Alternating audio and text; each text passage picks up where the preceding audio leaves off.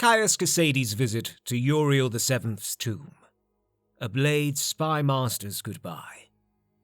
A spry, trim, clean-faced imperial in vigorous middle age, dressed in a brown robe, sits cross-legged before a large patch of freshly disturbed ground in the palace district near the statue of Tiber Septim, peeling, coring, and slicing an apple, and alternately eating one slice, then laying down a slice in a pinwheel pattern on the dark earth. "Well, fancy meeting you here," the Imperial said in the rounded tones and blind irony of an educated gentleman. He paused for a second, rearranged several slices more perfectly to suit himself, then quietly tucked another slice into his mouth and chewed patiently, deliberately. "It's been a few years, Your Majesty, hasn't it? And, I suppose, under the solemn circumstances, I oughtn't address you as Uncle or Sly Yori as I used to.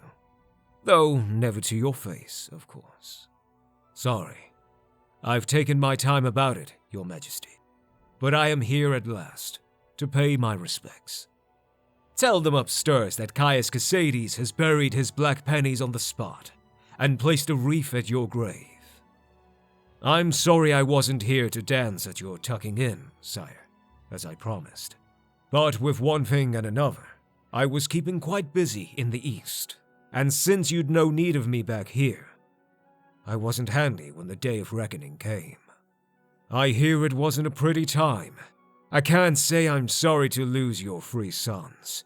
None of them worth a fig, as I've told you many times. Not to your face, of course.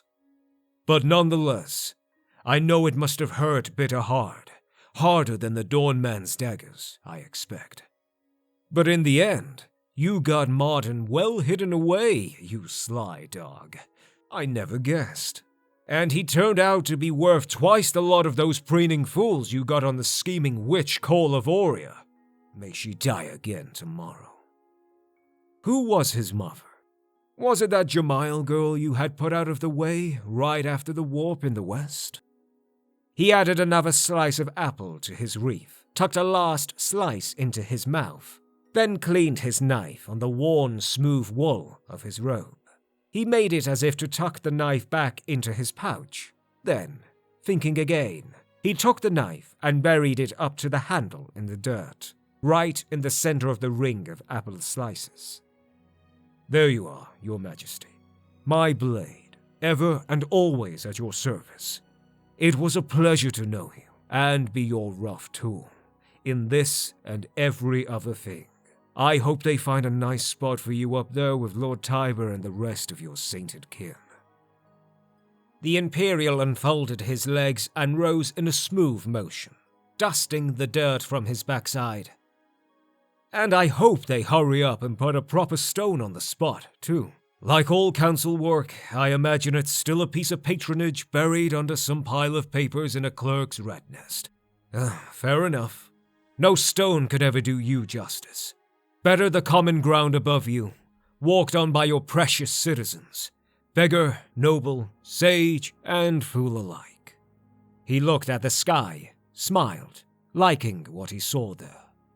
Indeed, no more fitting monument than Cyrodiil's open air and fertile soil, and you to sweeten it. Rubbing the back of his close-cropped head, he looked around with wry, pursed lips. And now what? Maybe a visit to the symposium the geographical fellows are putting up. See what sort of prickly bickering and posturing they can work up. Maybe stick in my crooked oar, just to stir the pot.